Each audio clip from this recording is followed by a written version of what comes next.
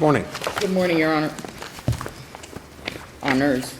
May it please the Court, Patricia Arias, on behalf of Antonio Ortega, I'd like to reserve, I would say about 2.5, 3 minutes, or Which would you prefer? 3. All right, very good. In essence, Your Honor, this case basically boils down to the fact that we had a summary judgment filed. We had an affidavit in support of that summary judgment filed. Then we had a stipulation for settlement that was filed to be considered. Then we had an affidavit in opposition to that initial motion for summary judgment. Then the next document filed was a memorandum in law. Now, it comes down to how the damages were calculated.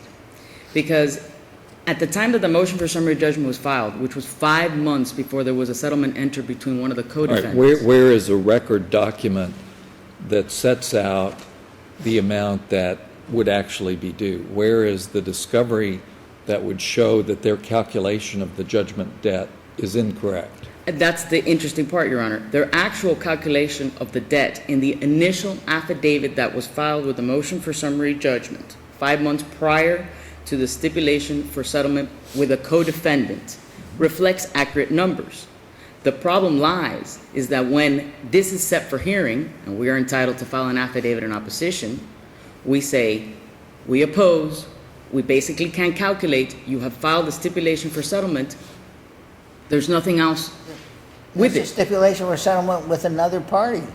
Correct, but it affected all of us because it was joint and several, and the monies were going to be credited. So their you- judgment cannot exceed the initial amount of the judgment against the primary obligor, less amounts received on account. Absolutely, Okay? except Now, for the, and your client gets a right of subrogation against any other obligors. correct, but Okay. where it comes down to is that that stipulation for settlement had payment terms. When you have payment terms, I can make payment 1, I can make payment 2, maybe I don't make payment 3, maybe I make payment 4, maybe I don't make full payment. You get those as they go along.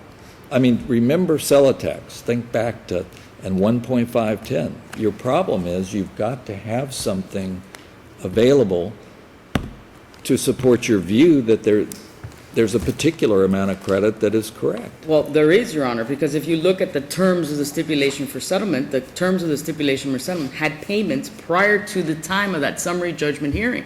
It had an October payment, a November payment, a December payment, a January payment. So what has your client done to say, take discovery and say, they were collected, they were not collected, they should be credited, they should not be They were credited? credited. We don't have a problem with With the ones that Then were what's the credited. problem? the problem is that we don't know whether the amount is correct because there is no record verified evidence What is to that? say. How much was the amount of the credit? Well, that's the interesting part. In the memorandum for law, which is not verified evidence, the credit supposedly is $311,499.70. What have you But- provided, the summary judgment was entered, and you say the figures was correct. What have you provided that calls into question the propriety of the summary judgment against you? The problem that Against you, what have you done? Against my client. I know, understand I that. know, I just want to make sure. The problem that we have with it is the fact that there is a discrepancy. There is a discrepancy with the accounting. I understand that that's your problem. Yes. The question was, what have you done in the record to show that the summary judgment entered against you is legally flawed? I point out, Your Honor, that in the memorandum of law, of What which- have you done yourself, your client has done Okay. herself, or himself? well, once the judgment was entered, Your Honor, the judgment's entered. I'm not and I, with all due respect, I'm confused as to what I should have done. The judgment Well, a was, memorandum of law is not summary judgment evidence for purposes of 1.510, I agree, I didn't Right. file it. Appellate did. right? And they filed it, and when I got to the hearing, Your Honor, I was very clear to tell the trial court judge, we have a problem here. There is no affidavit supporting the number in the memorandum, which is not verified. Notwithstanding, there's nothing here from the person who's accepting the payments. It's not opposing counsel. at the time, was another entity. There's nothing from that entity or that person saying, I've received X payments, and this is what I'm going to credit.